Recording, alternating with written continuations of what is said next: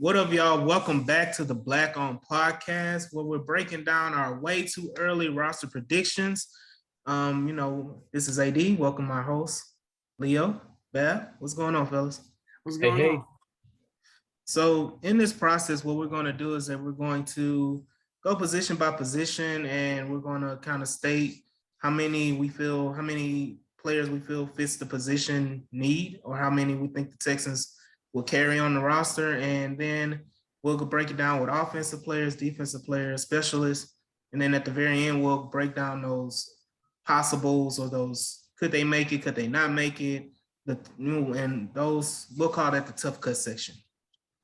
And then we'll go from there. But let's start it off. We're basing it on the Houston Texans roster from the official website, and we're going reverse alphabetical order. So it kind of leads you to offensive to defensive players.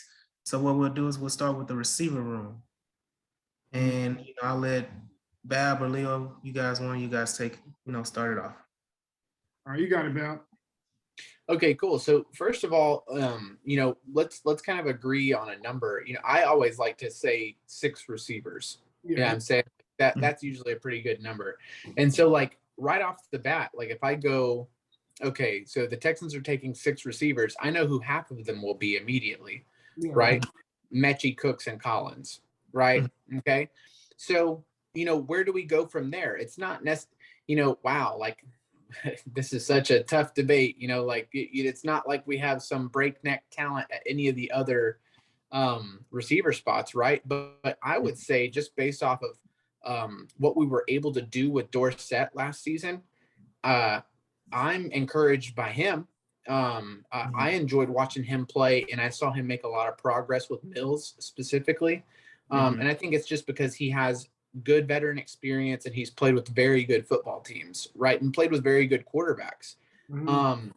So I would love if we kept Dorsett. I think he's a great receiver, but who are some receivers that y'all see filling out that 4, 5, and 6 spot? So go ahead, Leo, and then I'll chime in at the end. Well, I was gonna say probably Deshaun Hamilton. I definitely kind of think Dorsett too, because you would like to have 2 deep threats on the team, I guess. So like I guess kind of between Dorsett and Conley, but it's kind of up in the air for the last spot, So yeah. So looking at it right now, for me, if we go 6, of course it's Cooks, Collins, Mechie. I'm high on Deshaun Hamilton specifically, and then you have Philip Dorsett as your 5th, and then it comes the conundrum whether you keep one of Chris Conley and Chris Moore, or do you go with a Davion Davis, kind of second-year player. Do you go young or do you go older veteran?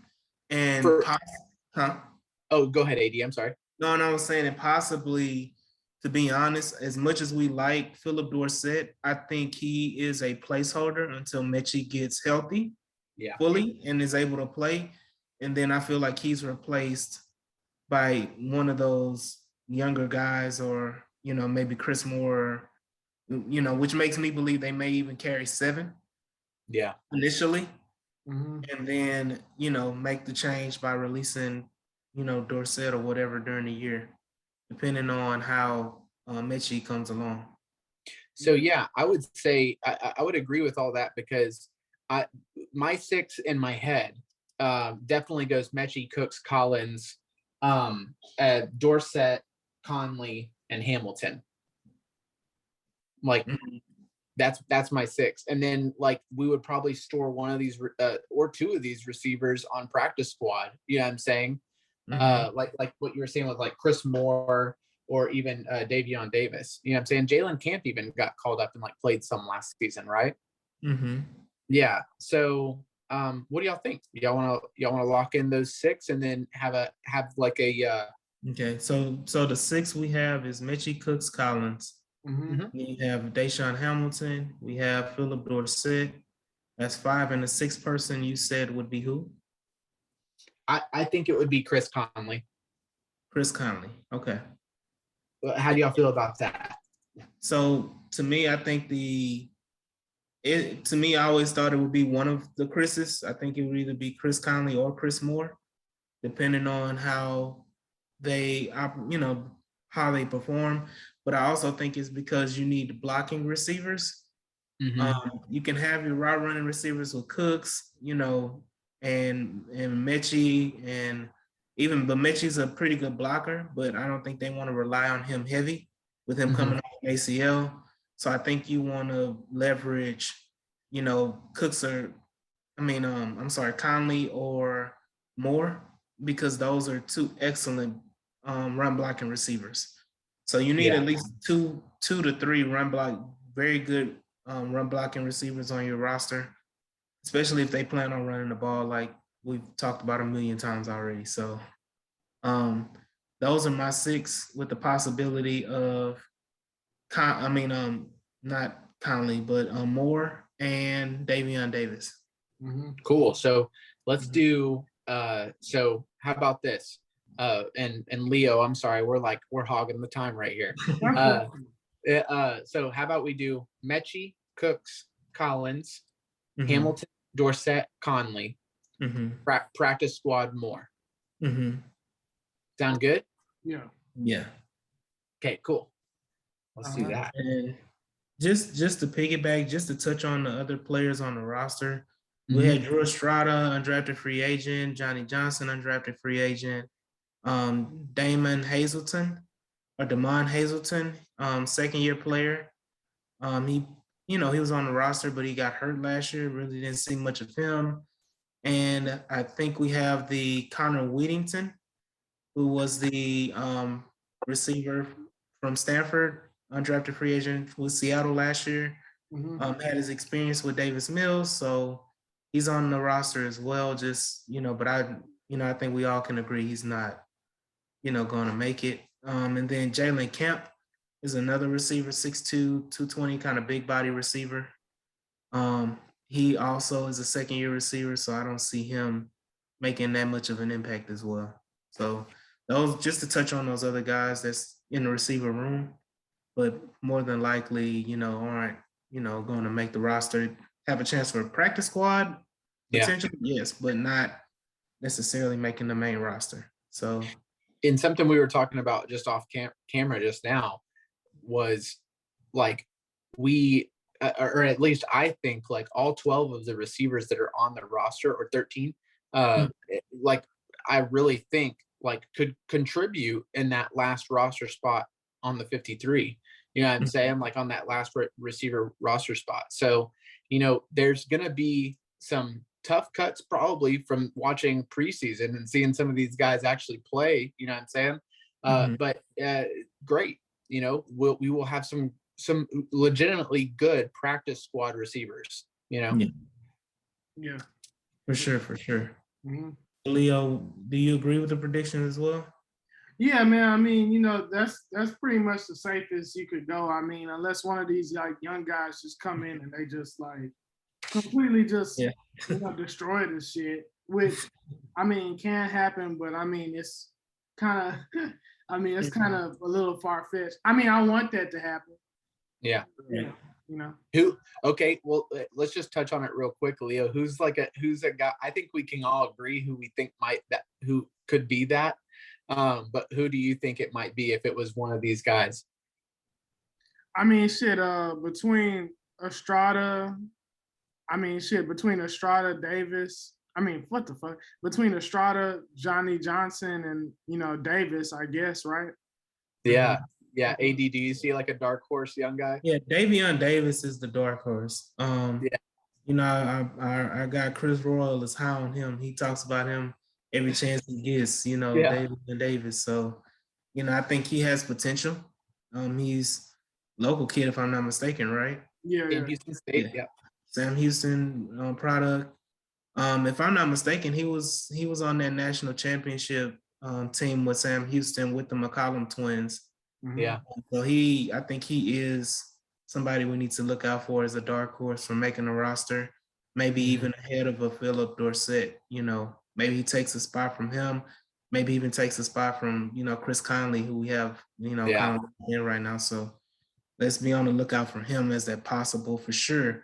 I'm pretty sure if he makes it, out of preseason, they're going to for sure try to lock him up and protect him on practice squad. Mhm. So, but Mine personally is Johnny Johnson, just Mhm. because, like, I don't know. There's just something weird about him where if you put on his film where he was playing with Herbert, Mhm. right? Am I messing that up? No, Yeah. yeah. Herbert was his quarterback. When he's Yeah. playing with Herbert, He was Johnny Johnson, I think he was a freshman that year. Yeah. man, totally different player. So I mean, it Mhm. makes sense. You know what I'm saying? Right. So he's just kind of my dark horse, but you know what I'm saying? Okay, cool. You want to keep it rolling? Yeah. Moving on to the next position group. We got the big fellas on the outside, inside tight end group. So we on the right now, the Texans roster, they have 5 tight ends. They have Teagan, Quitoriano, we have Brevin Jordan, we have Seth Green, Farrell Brown, Anthony Auclair. And this is your tight end group right now. I honestly think they're going to stand pat with 3 tight ends on the roster. I think your 3 tight ends are going to be your same tight ends from last year. Brevin Jordan, Farrell Brown, Anthony Auclair. Possibility of Teagan, Quitoriano as a potential roster, depending on how they feel about Farrell Brown and then Anthony Auclair, either one of those two. And then for sure, I think he'll be locked down on the practice squad. Mhm. And I think, to me, no disrespect to Seth Green, I just think he's a camp body right now. So Yeah, he's like a let's see what Seth Green can do, right? Mhm. Yeah. So Leo, what do you have any feelings towards like just carrying 3? Do you want to carry 4? Do you think we'll carry 4? What do you think? I mean, man, just based off of like how many receivers. I mean, what kind of throws a wrench in it is the Mechie injury. So we know for a part, like we're gonna have to carry another receiver, and then I'm saying the fullback thing, which we'll get into. Probably gonna have to carry maybe one, technically one extra running back than normal. So I mean, I think 3 tight ends is enough. I mean, it's enough to get it. I mean, shit, yeah. I mean, I can't. If you carry 4, you're gonna have to start cutting off other people, and I think I mean, with the way the running back room is kind of set up, I kind of think we might have to suit up for running backs. Yeah. So I think that's probably about as. I mean, maybe TQ beats someone out, but I mean, it's kind of hard to say. You know what I mean? My hopes is that TQ does Quatoriano beats somebody out. Because I would love, because Auclair is a very solid tight end, like very solid.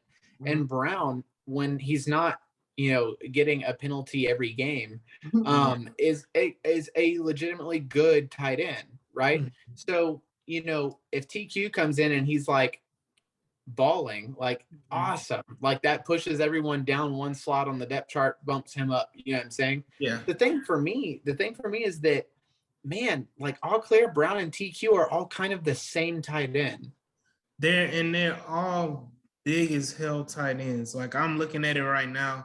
TQ's the biggest technically. By a pound, which is yeah, crazy. right. TQ is 6'6", 259. Farrell Brown is 6'6", 258. Anthony Auclair is 6'6", 256. So these are all basically the same build, same tight end. And then you got Brevin Jordan, who's he's tiny compared to those guys, 6'3", 245. But he is your receiving tight end anyway, so he's almost like your secondary slot. Right.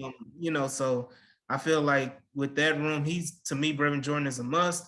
And then you go with Farrell Brown and Anthony Auclair and go from there. Right. Cool. Sounds good to me. All right. So next we have the probably one of the trickier positions, which is running back. Are we gonna include fullback on this also, right? Well, we can, but I think we need to kind of give the fullback their just due, because we do have multiple. I think if we only had one on the roster, then it would be kind of easy to include. But let's Yeah. give them their own little spotlight because I don't think they're getting much during the season anyway. All right, cool. So we'll just I guess we'll do like halfback. You know what I mean? Yeah. So Yeah. We can just say we'll go with the running back position. Right now we have 1, 2, 3, 4, 5, 6 running backs on the roster. yeah. For me, I think they carry 4. I think we talked about it earlier. I think they carry 4. To me, I think the 4 is kind of self-explanatory. Dameon Pierce, Rex Burkhead, Marlon Mack, and I think your 4th running back is Royce Freeman. Now there's a chance that how do you pronounce his last name? Ogunbowale. Yeah. Ogunbowale. I think Ogunbowale. Ogunbowale. Okay. Ogunbowale. I think he is a possibility. It's between him and Royce Freeman. Honestly, and I think they may side with Royce Freeman because he is the biggest back on the roster. So, you can consider him your short yardage back. I mean, he's Royce Freeman standing 6 feet, 238. So, I mean, he literally far, beyond your biggest running back on the roster. So Yeah. he can be considered your power back. And then you have Rex Burkhead. I think he's your highest paid running back. So he's definitely going to make the roster. All guaranteed as well. And then you have Marlon Mack and Dameon Pierce is for sure going to make the roster as your 4th round rookie running back you drafted. Yeah. I don't see I'm gonna just call him D.O. I don't see him making the roster simply because his whole thing is pass catching, but from what I understand, Pierce is a very good pass catcher. Yeah. Has the skills. And Rex Burkhead as well. So yeah, and Rex Burkhead, yeah. So I mean, unless it's a special teams reason, I don't really see that happening. So yeah, that 4th running back spot is really going to come down to what they want on special teams, and then who can contribute at least in the backfield, and create the most value, right? Okay, so Burkhead will play special teams. That's no problem. Pierce will probably play special teams. That's no problem. Then your 4th running back needs to be mainly contributing on special teams. But what do they bring you out of the backfield? And what you were saying, AD, is what they don't have is that big primary power back. And so like Freeman is the pretty obvious choice here. You know what I'm saying? And then it almost feels like if they can get away with it, they would probably try to get Dare on the practice squad. Yeah. Right. I agree. What do y'all feel about how you lock that in? That's kind of what I think. Yeah. Cool. That's easy stuff. So AD, tell us our 4. So the 4 we have Dameon Pierce, Rex Burkhead, and then we have Royce Freeman as the 4th one, and then we have Marlon Mack. Okay. I think the 3 primary is Marlon Mack, Rex Burkhead, Dameon Pierce, and then you have Royce Freeman as your 4th with the possibility of Dare coming in as either your 5th running back or practice squad if he can make it to practice squad, which is potentially, he can make it. I mean, it's a kind of running back is kind of a deep pool, so unless some team just picks him out, but I think he can potentially make it to practice squad. But he's one of those ones I think you kind of be on the lookout for.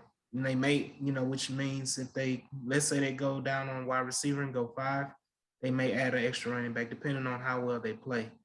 I mean, you saw last year they did the similar. Sorry, they did something similar to last year. If they do something similar than what they did to last year, as far as keeping Scotty Phillips on the roster, when they already had 4 running backs. And kept Scotty Phillips on the roster because they didn't want him to be poached. So I mean, those are options as well. So right now, I think we all agree on the 4. So, all right. So I let's guess, go ahead. Y'all want to hit the gas over to the fullback position right now, or let's go ahead and knock the fullback position before we go ahead into what'll be probably most looked at was just the quarterback position. Yeah, right.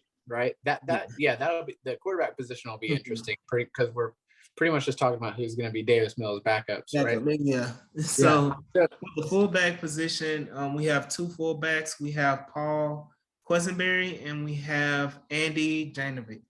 And I think that it's, pretty foregone conclusion that we're going to go with Andy Janovic. They paid him a bit of money for a fullback, one of the best fullbacks in the league. I feel bad for Paul Quisenberry, but he probably can go be picked up with Tennessee and play with his brothers. Because I think the other two Quisenberry brothers are with Tennessee right now, if I'm not mistaken.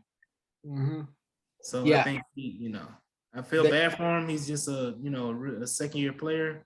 Yeah. But I mean, you can't pass on one of the best fullbacks in the NFL right now. So. Yeah, I think so. When I was playing in high school, they had me playing inside, outside linebacker, and fullback, right? Because we just like ran option all the time. I never carried the ball. It was just always like, all right, Drake, like go get a concussion. You know what I'm saying? Yeah. So when you look at the two fullbacks, I always love to look at like the size of a fullback, right? So your perfect fullback ever in the entire NFL or modern NFL would be Vontae Leach, right?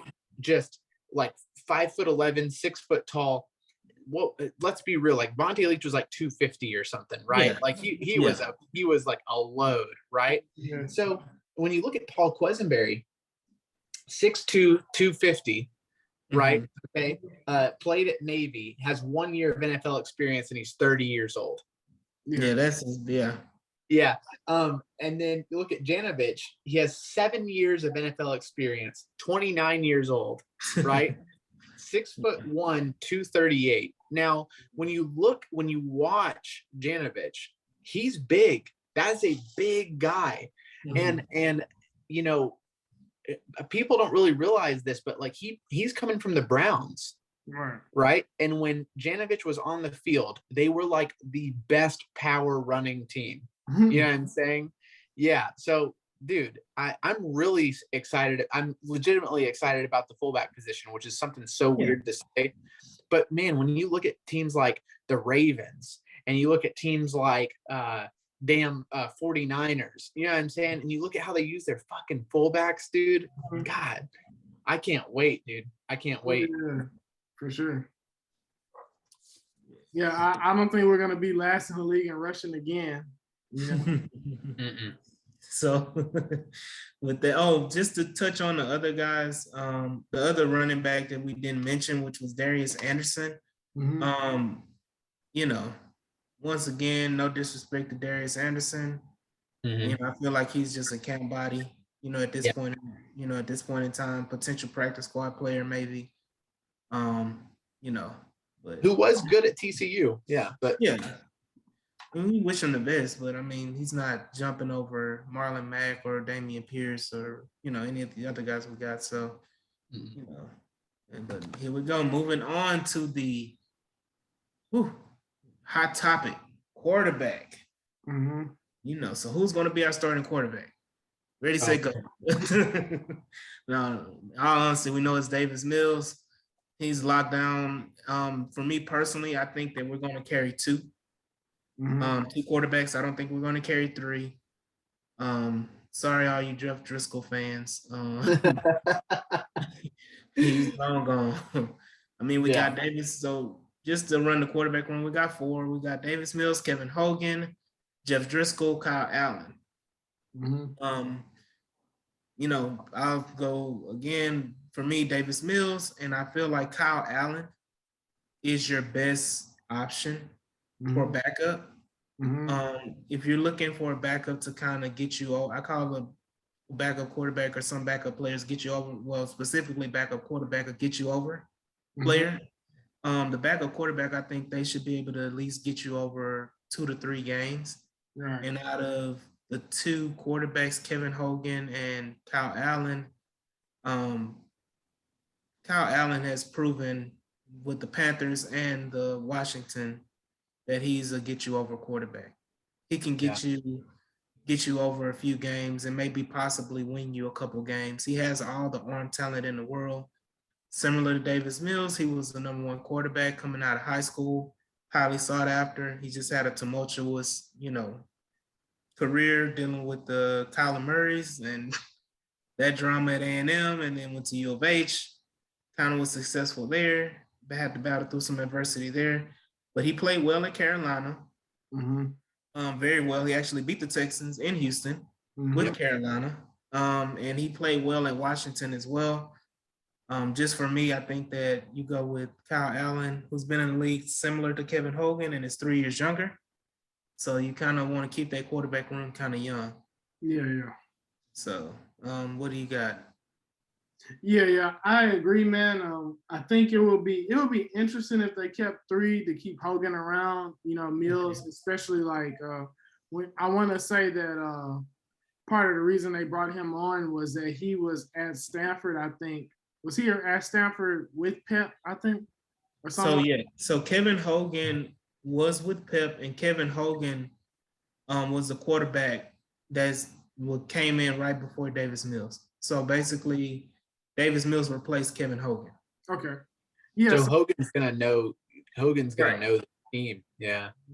Yeah. Hogan's gonna know just about everything, which kind of gives him an advantage over Kyle Allen, but I think the arm talent and age difference kind of fits with Kyle Allen. So I mean, at this point, like maybe he's a guy that can definitely, help Mills and Allen learn the offense, I guess, probably through camp. And, if he's not on the team, then that's kind of his job. How old is he? He's like 30 something, right? Kevin Hogan is 29. 29, yeah. So, I mean, maybe they keep 3, but I mean, they don't have to. If they keep, okay, so I think it's 2 as well. With Mills and Allen. Allen can learn everything that like Kevin Hogan knows. Yeah, really fast. And then he's like also just much more physically talented. Right. Yeah. If they keep 3, are they keeping Driscoll over Hogan on the practice squad, or what? Or what do you? So let's be honest. I think out of those 2, Jeff Driscoll will be available for practice squad. He was on the practice squad last year as a 3rd quarterback. He's been here, so I think he will be more available for practice squad than Kevin Hogan. I think Kevin Hogan may get picked up by another team and protected or whatever. It depends on how it feels, but he may choose to stay with Houston because of familiarity. And if that's the case, then you keep Kevin Hogan and say bye-bye Jeff Driscoll. Yeah. And let Kevin Hogan be your practice squad quarterback. So what do y'all think of this? Are they keeping Driscoll so that the defense can see multiple quarterback looks? A more athletic option runner? I think that was to me, that was what they had that was the reason being because who they played last year. But if you look at the schedule, other than Deshaun Watson, I don't even see any super duper running quarterbacks. I mean, last year we had Josh Allen, we had Russell Wilson, who we play again this year. But other than that, other than Russell Wilson and Deshaun Watson, I really don't see any, scout team type of situation. And Deshaun Watson, that's still up in the air. That's a whole nother podcast. Yeah, I mean, if you need someone to go in there and run the option quarterback for like just a fluke to practice against it, Hamilton obviously can do it. Yeah, Hamilton can do it, and as well, freaking Kyle Allen is not a statue. Oh yeah. No. Kyle Allen can run. One of my favorite stories, or that I love to tell about U of H football, is so they won a championship against U of H won some bowl game against somebody, right? Okay, and I forget if it was like OU or like FSU or something. You know what I'm saying? It was somebody. FSU, yeah. Yeah, you know what I'm talking about. And it was what's his name? Kyle Allen. No, it wasn't Kyle Allen. It was the Ward. Oh, okay, yeah. And so it was Ward coming back for his last season at U of H, but we also had Allen, you know, and I reached out to like one of the like the beat writers for U of H football, and I was like, yo, like, are we gonna try Allen this season? Because like this is a hyped up dude. This is a guy who can play. And he's like, no, like you're obviously going to play the QB who just won you a bowl game. Which one of the guys is in the NFL playing quarterback right now? You know what I'm saying? Like, damn, I always wished we would have just rolled with Allen, even after Ward leading us to a bowl game. Okay, so any objection to keeping 2 QBs and then storing Hogan on the practice squad? No, that's fine. Yeah. Y'all think? I think that's ideal. Yeah, that's what's gonna happen. I mean, man, Davis Mills has just kind of a side mentor in Hogan who knows everything, and then you have Allen with the clipboard. You know, dude, it'd be fine. Yeah, honestly, regardless of what you think about Mills, like that's a pretty good quarterback room. It's the continuity, familiarity. You know what I'm saying? Yeah, it's nice. Yeah, all similar size. Yeah. So now y'all want to hit the O-line real quick? Yeah. Real quick. Yeah, this is gonna be an interesting one, right? so y'all want to just kind of go down the starters and then from there? Yeah, I think it's self-explanatory. Yeah. So we already know Tunsil started. So well, how many offensive linemen do you think we'll carry? I think 8. 8? I think 8. I think 8, possibly 9. Depending on how we handle it, but I think 8 will be kind of ideal, which is it's going to make it hard if you keep 8. But I think for me, I think earlier we were talking on space, and I think I came up with 9. So I think if we do 9, my 9 would be Titus and Tunsil at your tackles, Heck and Aboyehi as your backup tackles, Britt center, Green guard, Can guard, and Justin McCray as your backup guard, and Jim Morrissey as your backup center. And I think that would be your 9. I think if any injury happens, you want that extra tackle because Titus Howard is going to go inside. You know, sorry, all you Titus Howard lovers, and he should stay at tackle. If Kenyon Green or AJ Kane gets hurt, Titus Howard is going to play guard, and they're going to move Charlie Heck in at right tackle. Even if Larry Tunsil gets hurt, Titus Howard to the left, Charlie Heck to the right. I think I literally completely agree with your list, and I think it's the same exact thing. Will you read yours off just one more time? Yeah, so my offensive linemen, I have Titus and Tunsil as your 2 starting tackles. I have Heck and Aboyehi as your backup tackles. I have Britt as your center, Morrissey as the backup center, and then your guards is Green, Can, and backup guard is McCray. And I think Sharping's out of here, huh?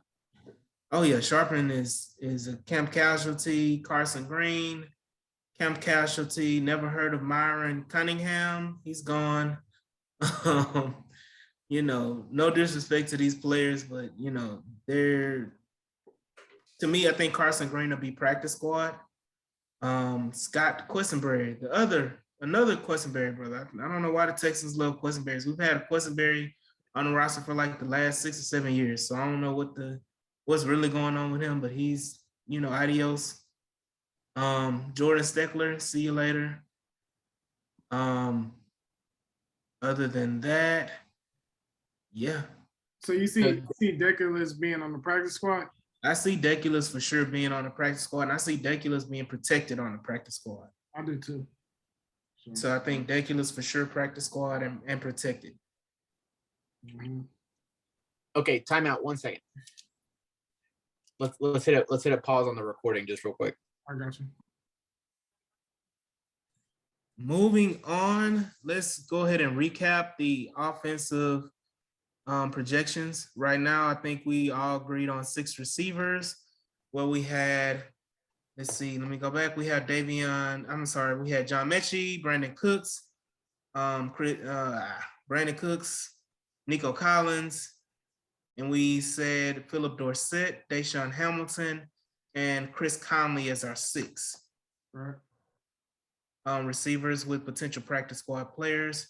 We'll run that down after we go through. Tight end group, we, of course, consensus was Farrell Brown, Brevin Jordan, and Anthony Alclair. Those are your 3. So we got 6 receivers, 3 tight ends. Running backs, we agreed on 4, which is Damian Pierce, Marlon Mack, Rex Burkhead, and Royce Freeman, with potential practice squad player in there.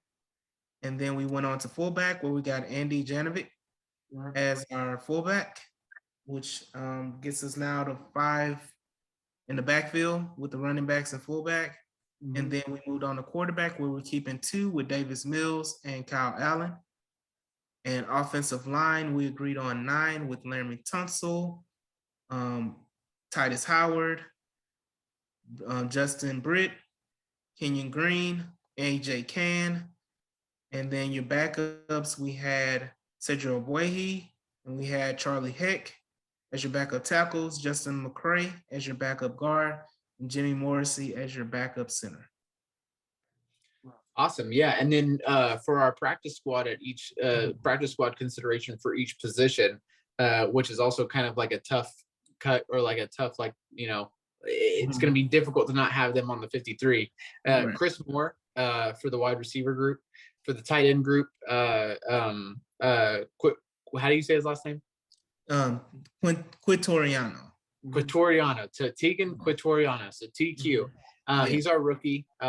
You hope he balls out and replaces one of the 2, Alclair or Brown, but we'll store him on the practice squad at first.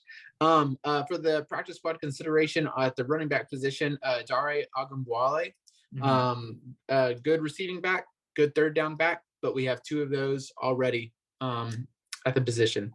Practice squad consideration for the QB room is Hogan. I mean, please get rid of Jeff Driscoll. It's weird.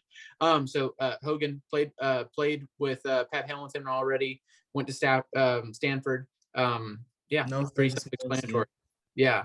And then the practice squad consideration for the offensive line is Austin Deculus, which, I think we all agree. We hope that Austin Deculus is so good that you don't have to store him on the practice squad, right? It's a good problem to have a lot of pretty good offensive linemen, and I think we'll continue to push the ceiling. But already with the additions, we've added a pretty high floor, right? Yeah. So just one more, Bab, is Davion Davis, the receiver, as well. So Davion Davis for because we did talk about having a young receiver potentially come up and snag a spot. So officially on our roster, we're saying 25, on offense.